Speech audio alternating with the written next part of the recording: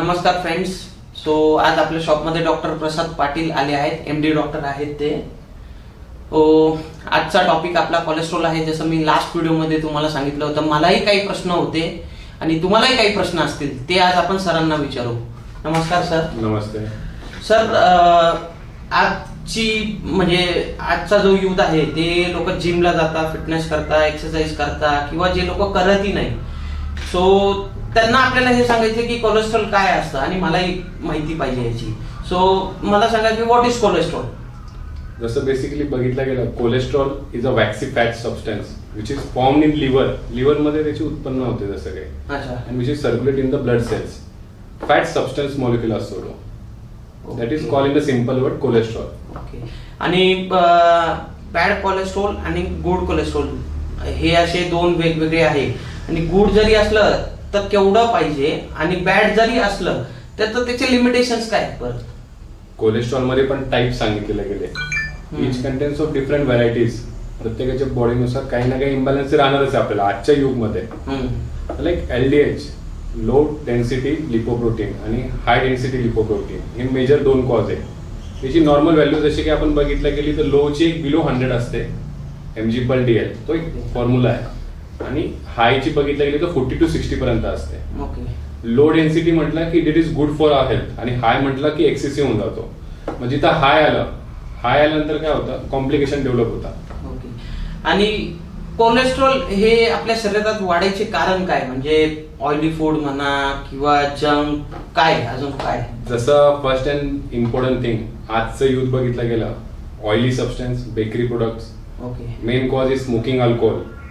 ते कोणी असो, XYZ, कोणी कितीही म्हटलं नाही माझे काही ना काही निकोटीन असलं तरी तुमचं कोलेस्ट्रॉल लेवल अप डाऊन राहणार म्हणजे राहणार. बेकरी प्रोडक्ट झाले, सॅच्युरेटेड मिल्क, ट्रान्स फ्लॅट, याच्यामुळे कोलेस्ट्रॉल हाय होतो. आणि जिथं हाय झालं तिथं heart disease, main cause heart डिसीजवर इम्पॅक्ट पडतो. आपले लोअर लेगला क्रॅम्प्स येणं, पेन होणं, स्लर्ड स्पीच.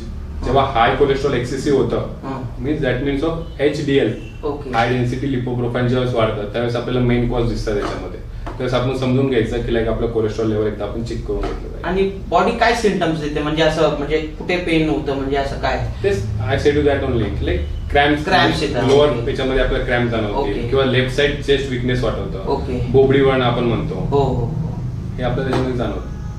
म्हणजे ह्या गोष्टी आपल्याला जाणवल्या तिथं समजायचं की लाईक कोलेस्ट्रॉलची मात्रा प्लस मायनस कुठेतरी होते. हे कंट्रोल मध्ये आणायचं असेल आपल्याला तर आपल्याला काय प्रिकॉशन्स घ्यावे लागतील. Most and important thing yoga. Daily routine तुमचं एक्सेसिव्ह, किती तुमचं स्ट्रेस लेवल असतं, स्ट्रेस लेवलमुळे सुद्धा आपलं कोलेस्ट्रॉल लेवल हाय लो होतं. एक्सरसाइज झाली तुमची तिथे, तुमचं फॅट मेटाबॉलिझम बर्न झालं, तुम्ही डाएट पण काय करताय त्याच्यावर पण आपलं कोलेस्ट्रॉल लेवल खूप डिपेंडन्सी असतं. तुम्ही इकडे खूप एक्सरसाइज करताय, कॅलरीज बर्न करताय, आणि इकडे तुम्ही ट्रान्सजेंडर फॅट्स खाताय, हेवी मॉलिक्युलर फॅट्स खाताय, मिल्क घेताय, तर obviously your cholesterol will definitely grow higher. आणि जसं हे सप्लिमेंट्स, प्रोटीन्स झाले, व्हे प्रोटीन वगैरे, सो याचा काय इम्पॅक्ट पडतो कोलेस्ट्रॉल वरती. आता फर्स्ट इम्पॉर्टंट, तुम्ही घेता व्हे प्रोटीन. आता ऑब्व्हियसली तुम्ही ट्रेनर आहे, लाईक तुम्ही घेतच असाल व्हे प्रोटीन. म्हणजे किती स्कूप कन्झ्युम करता तुम्ही. मी दिवसाला 2 स्कूप करतो, एक आफ्टर वर्कआउट आणि evening. After pre and post workout. नाही, प्री वर्कआउट नाही, पोस्ट वर्कआउट करतो एक, आणि एक इव्हनिंगला करतो. ओके. म्हणजे आफ्टर हे नाही करत, प्री नाही करत तुम्ही. नाही, प्री वर्कआउट कार्बोहायड्रेट्स खातो, कार्बोहायड्रेट्स वगैरे. आणि तुमचं अजून लाईक BCAA ते ऑन वर्कआउट असतं, ते इलेक्ट्रॉल पावडर वगैरे. जसं बघितलं गेलं तर बऱ्याच जणांचा कन्झ्युम असतो की यार व्हे प्रोटीन घेतोय, मला काही साईड इफेक्ट होणार नाही. तसं बघितलं गेलं तर प्रत्येकाची बॉडी डिफरंट रोल प्ले करते. तुमची इम्युनिटी वेगळी आहे, माझी इम्युनिटी वेगळी आहे, तुमचा अजून एखादा कोणी ट्रेनर असेल त्याची इम्युनिटी पॉवर वेगळी आहे. तर which protein you are taking, तर तुमची कन्झम्पशन किती बॉडीला त्याच्यावर डिपेंडन्सी असते. आणि protein doesn't harm any kind of a body substance, any kind of a organ, and it is not and cause to high increase of the cholesterol. म्हणजे ते cholesterol वाढवत नाही. कारण जितकं तुम्ही प्रोटीन इंटेक कराल तेवढं वॉटर इंटेक झालं तुमचं, ते बॉडीतनं वॉशआउट होऊन जाणार आहे, बॉडीतनं बाहेर निघून जाणार आहे.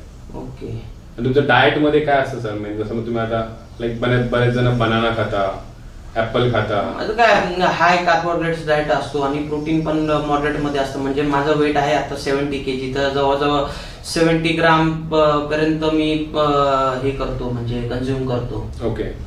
आणि एग्सची सायकल वगैरे काही एग्सची सायकल नाही, म्हणजे बेसिकली ब्रेकफास्ट मध्ये 4 to 5 एग्स असतात माझ्या. ते येल्लो कप 2 एग्स पूर्ण असतात आणि 3 एग्स व्हाईट. ओके.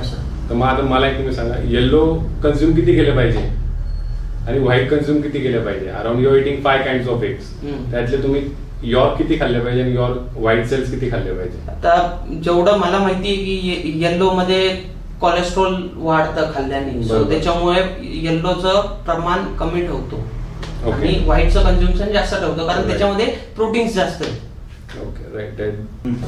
असं कोणतं फ्रुट्स आहे की म्हणजे फ्रुट्स खाल्ल्यानंतर कोलेस्ट्रॉल लेवल कमी होईल नॅचरली, किंवा असं कोणते फळं आहेत? फळं तर सगळेच चांगले, बॉडीसाठी इम्युनिटीसाठी सगळेच फळं चांगले, पण बेस्ट अँड बेस्ट आपण म्हटलं लो कोलेस्ट्रॉलसाठी तर we can prefer for banana. बऱ्याच जणांचा प्रश्न असा होतो की बनाना खाल्ला माझं फॅट वाढतंय, हे वाढतंय. फॅट डेफिनेटली कुठं ना कुठं 0.1%, 0.1% वाढणार, that to upons your immunity. But जर कोलेस्ट्रॉल रेट असेल तर यू कॅन सजेस्ट हिम की बाबा तू तुझं डाएट पण प्रॉपर ठेव, एक्सरसाइज प्रॉपर ठेव, and you have your banana. ते पण असं की 1 dozen banana, 2 dozen, not that that. मॉर्निंगला एक बनाना आणि इव्हिनिंग मध्ये एक बनाना, म्हणजे तो डिझॉल्व्ह पण होतो बॉडीला. तर काही जणांना कॉन्स्टिपेशन म्हणजे लाईक लूज मोशन्स वगैरे चालून जातात. आणि शेवटचा प्रश्न हा होता की हे प्रोटीन्स वगैरे झाले, तर जसं काही प्रोटीन्स मध्ये मी बघितलं न्यूट्रिशन व्हॅल्यू मध्ये तर थोड्याशा प्रमाणात कोलेस्ट्रॉल वगैरे असतं त्याच्यामध्ये, तर त्याची जर माहिती दिली तुम्ही आम्हाला तर बरं होईल. म्हणजे प्रोटीन घ्या तुम्ही, ओके, लाईक सोर्स ऑफ कोणताही प्रोटीन घ्या, कोणत्या याच्यामध्ये कलेक्ट करा, तर त्याच्यामध्ये काही ना काही पर्सेंटनी 5 mg 10 mg याच्याने तुम्हाला कोलेस्ट्रॉल डेफर करणार आहे. तुम्ही लाईक आता बोलले जीएनसी, हा जीएनसी प्रोटीन आहे तुमचा. तर याच्यामध्ये तुमचा व्हॅल्युएशन प्रोटीन्स याला आहे कोलेस्ट्रॉल 10 mg आहे पर 100 ग्राम सर्विंग, आणि पर सर्विंग 3.50 mg. तर जसं आपल्या प्रिव्हियस याच्यामध्ये बोललो होतो मी, लाईक कोलेस्ट्रॉलचे टाइप्स असतात, त्याच्यामध्ये एलडीएल मी म्हणतो होतो, लो डेन्सिटी लिपोप्रोटीन. याची नॉर्मल रेंजेस आपल्याला बिलो 100 दिलेली आहे. दॅट काय this is kind of a good kind of cholesterol, आणि ते रिझॉल्व्ह पण होतं बॉडीतनं. तुम्ही लाईक प्रोटीन घेताय पण तुमच्या बॉडीला कन्झ्युमेशन वॉटर इंटेकच नाहीये, तो रिझॉल्व्ह कसं काय होणार? ते मसलला ग्रोथ किती करणार? म्हणजे मला इथं हे सांगायचं होतं की cholesterol is kind of a dangerous thing in a body, पण ते आपल्या रुटीन लाईफनी, डे टू डे लाईफनी, एक्सरसाइज झालं, डाएट सोर्स झालं, याच्याने आपण मेंटेन ठेवलं पाहिजे. तुम्ही म्हणा की सर फक्त वे प्रोटीन खा आणि तुमचं कोलेस्ट्रॉल, असं पण होणार नाही. तुम्हाला आपण म्हणतो ना, जसं झाडाला खत, ऊन, वारा, पाऊस सगळं लागतं, तसं बॉडीला पण सगळ्या गोष्टी लागतात, त्यावेळेस ती बॉडी पूर्णपणे होते. धन्यवाद सर. सो तुम्ही आमच्या प्रश्नांची उत्तरं दिले. माझे काही मित्रमंडळी आहे, त्यांना काही प्रश्नांचे उत्तरं पाहिजे होते कोलेस्ट्रॉलवर, ते सरांनी दिले. असेच पुढे प्रश्नांचे उत्तर देणार आहे सर. आपल्याला काही टॉपिक्स मी घेऊन येणार आहे जे आपल्या ह्युमन बॉडीसाठी नीड्स, म्हणजे जे गरजेचे आहेत, जे खरंच आवश्यकता आहे, लोकांना कळायला पाहिजे की म्हणजे काय बेसिक नॉलेज काय म्हणजे या सगळ्या गोष्टीचं. ह्युमन बॉडी फार मोठी आहे आणि याच्यावर अभ्यास करणं म्हणजे खूप मोठी गोष्ट आहे, आणि त्याचे प्रश्नांचे उत्तर देणार म्हणजे ते तुम्ही. Exactly. Most of all thing खूप धन्यवाद. थँक्यू.